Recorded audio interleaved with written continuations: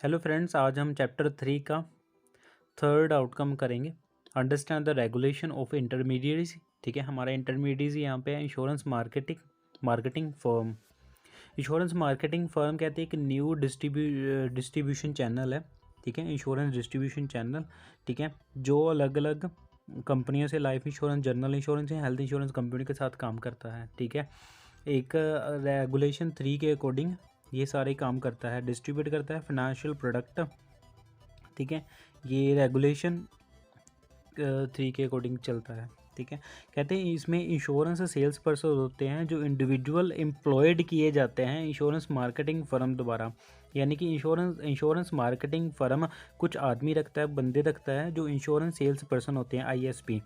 ठीक है, जो एक holds a valid certificate issued by the authority for the purpose of the same. तो जो इंश्योरेंस के लिए वो बंदे रखता है जिसके पास वैलिड सर्टिफिकेट होता है अथॉरिटी के द्वारा। ठीक है, यहाँ पे अभी scope and applicability of these regulations.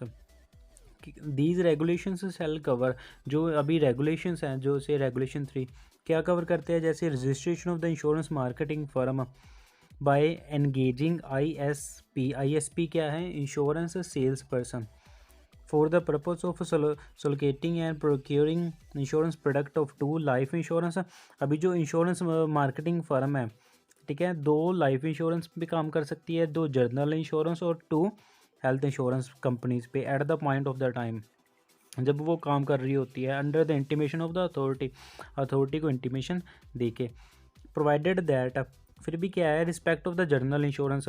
Journal insurance में वो जर्नल इंश्योरेंस लिखा है जैसे 2 जर्नल इंश्योरेंस, तो जर्नल इंश्योरेंस में वो सारे प्रोडक्ट सेल नहीं कर सकते।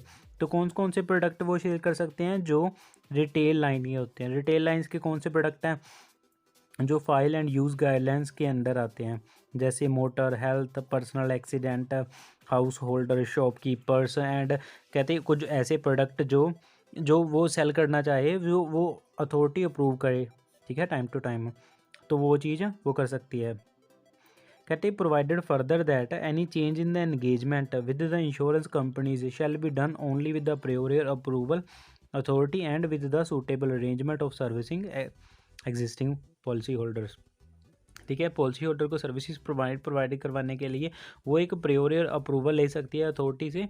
ठीक है, कुछ नई कंपनी से एंगेजमेंट के लिए।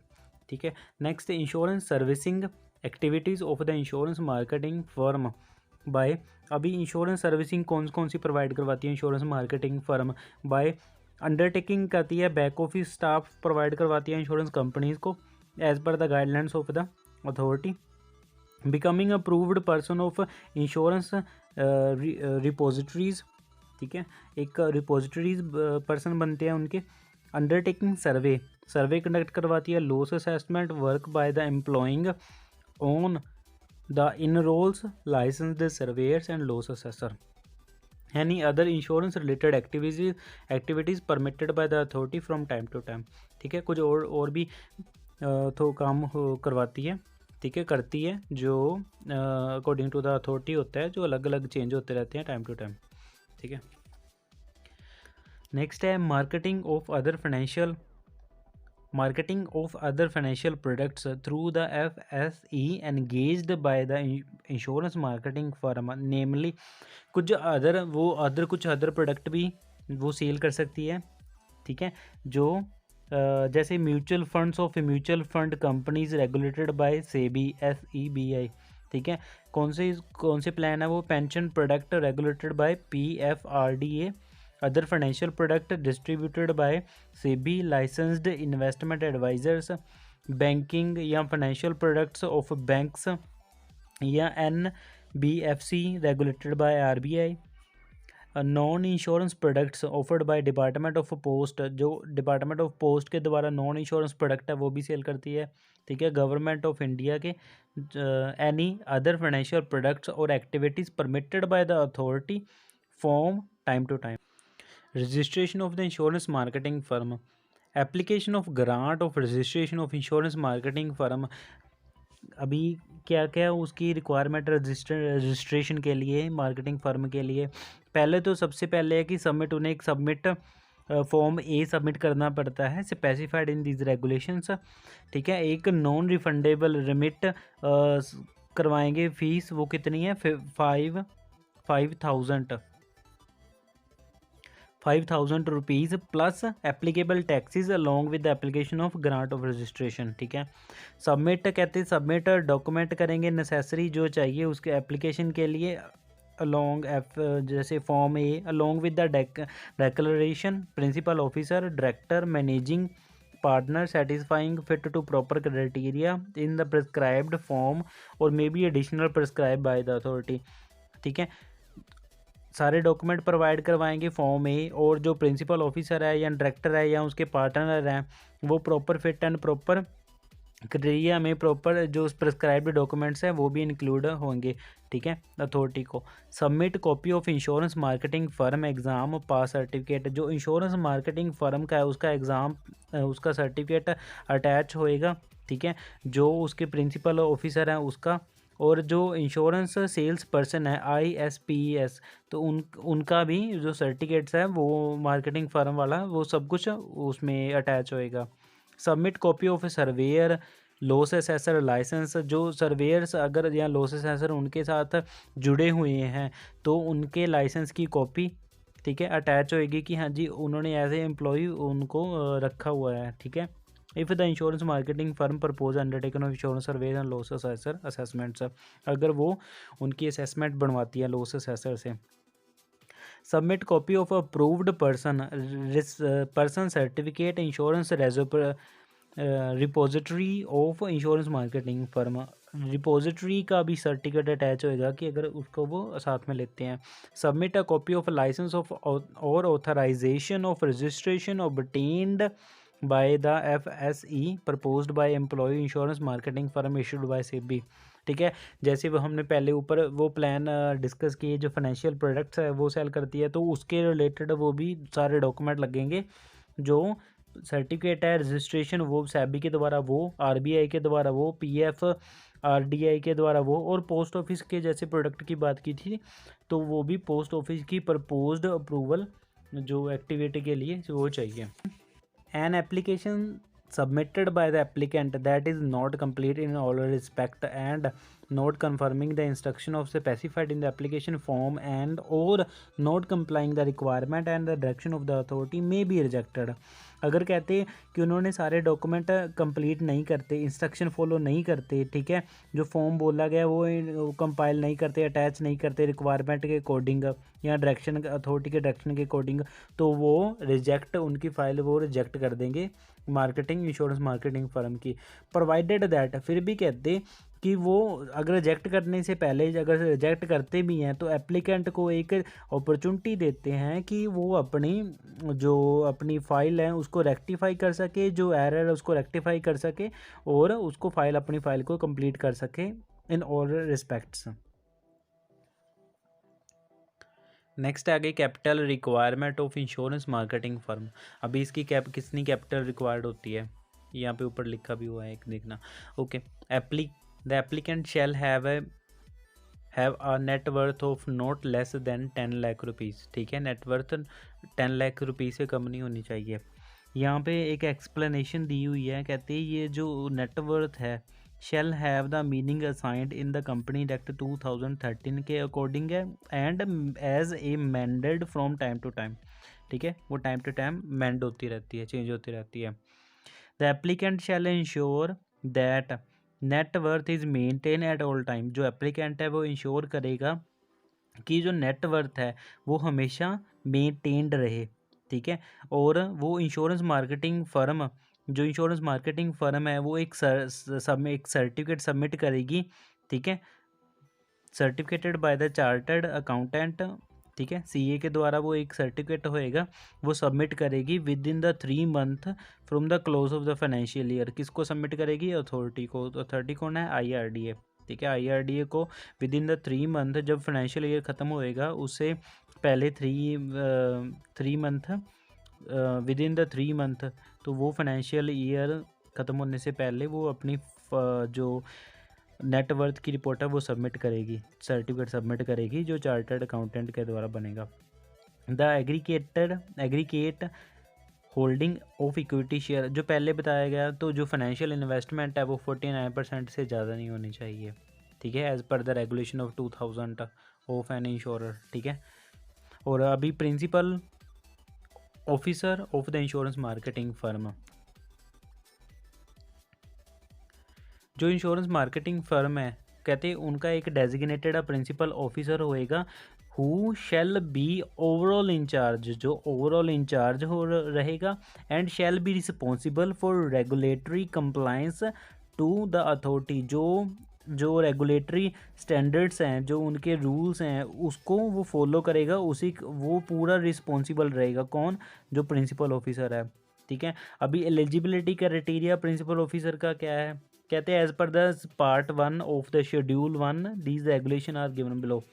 वो तो एक कहते हैं एसोसिएट होना चाहिए या फेलो होना चाहिए इंश्योरेंस इंस्टीट्यूशन ऑफ इंडिया का, मुंबई का, और एसोसिएटेड या फेलो होना चाहिए institution of actuary of India का, या एसोसिएट या फेलो होना चाहिए चार्टर्ड इंश्योरेंस इंस्टीट्यूट लंदन का, या पोस्ट ग्रेजुएशन क्वालिफिकेशन होनी चाहिए institution of insurance and risk management की हैदराबाद की, या graduate with insurance experience, graduate होना चाहिए और इंश्योरेंस का एक्सपीरियंस होना चाहिए 5 ईयर्स का proceeding the year in which the application is made, जो एक्सपीरियंस उसके बाद जो फाइल वो लगाने जा रहा है उसके बाद का एक्सपीरियंस, ठीक है, तब तक का। Graduate with 10 year of experience in the financial service का 10 साल का एक्सपीरियंस और ग्रेजुएशन के साथ, तो जो जब एप्लीकेशन लगेगी, ठीक है। अभी training and examination procedure of the principal officer in the specified in the part 2 and schedule 1, ठीक है। वो पार्ट 1 एंड शेड्यूल 1 में भी था और ये पार्ट 2 है, specified in the part 2 and schedule 1 regulation as mention below. जो प्रिंसिपल ऑफिसर है कहते हैं वो 50 आवर की ट्रेनिंग करेगा, इंश्योरेंस मार्केटिंग फर्म ट्रेनिंग करेगा, इंस्टीट्यूशन रिकॉग्नाइज्ड बाय अथॉरिटी, जो अथॉरिटी ने रिकॉग्नाइज किया गया उसके अंडर, एंड ट्रेनिंग कंप्लीट करने के बाद उसको एक एग्जामिनेशन पास करना पड़ेगा, ठीक है, at the end of the period of the training, ठीक है। Okay, in the case of principal officer, जो प्रिंसिपल ऑफिसर है, ठीक है, अगर उसके पास कहते हैं कि फॉलोइंग क्वालिफिकेशन है, ठीक है, को जो ऊपर दी क्वालिफिकेशन है, तो उसको 25 ईयर कह रहा हूँ, सॉरी 25 आवर्स की ट्रेनिंग उसको लेनी पड़ेगी, और एक लास्ट में एक एग्जामिनेशन है जो पास करना पड़ेगा। हमारा 4th आउटकम है understand the regulation of intermediate. यहाँ पे हमारा 4th है इंटरमीडिएट CSCSPV। तो CSCSPV अभी क्या है, CSC है common service centres scheme, and SPV है स्पेशल पर्पस व्हीकल। अभी ये कॉमन सर्विस सेंटर क्या है, ये कॉमन सर्विस सेंटर क्या है, इसमें ये बताया कि as per the CSC scheme policy, एक पॉलिसी है, कैसे जो स्पेशल पर्पस व्हीकल है, हैज़ बीन फॉर्म्ड दैट एक गवर्नमेंट है वो प्रोग्रेसिवली माइग्रेट कर सके e governance platform and enable service through the CSC network, ठीक है। एक उन्होंने स्पेशल पर्पस व्हीकल फॉर्म किया है जिसके थ्रू वो माइग्रेट करते हैं, चेक करते हैं कि हाँ जी जो ई गवर्नेंस है, जो प्लेटफॉर्म प्रोवाइड किया है वो प्रॉपर काम कर रहा है या नहीं कर रहा, ठीक है। जो CSC and SPV is name as the CSC e governance service in India limited, उसको ये बोला गया है, ठीक है।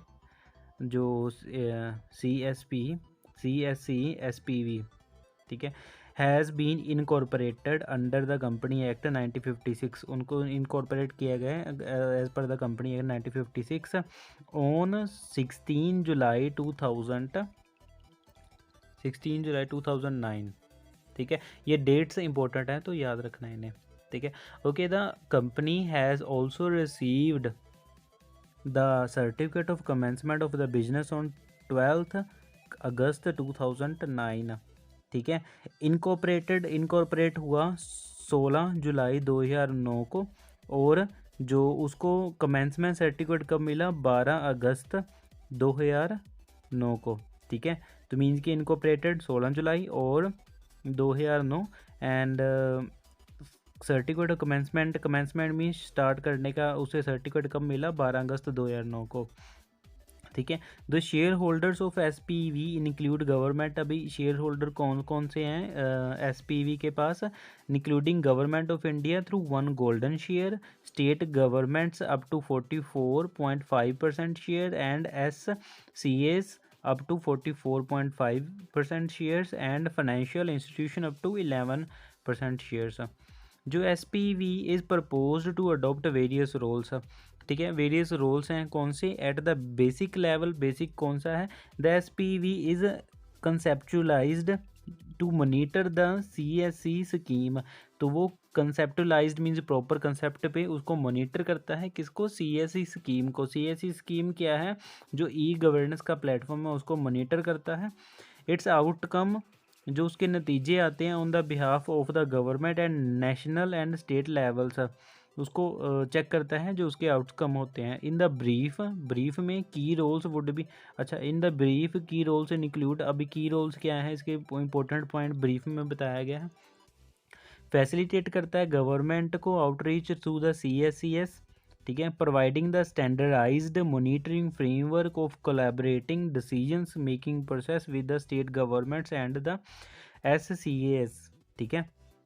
तो स्टैंडर्डाइज्ड मॉनिटरिंग फ्रेमवर्क प्रोवाइड करवाता है, कोलैबोरेटिंग डिसीजंस मेकिंग प्रोसेस, एक साथ जो डिसीजन मेकिंग प्रोसेस होती है, catalyzing and maintaining the content aggregations of an ongoing basis, enabling government functions through the CSCs, facilitating the G2C services readiness, monitoring the outcomes of the being achieved by the CSS, building capacity of the stakeholders, facilitating in the deployment of the services, looping best practices।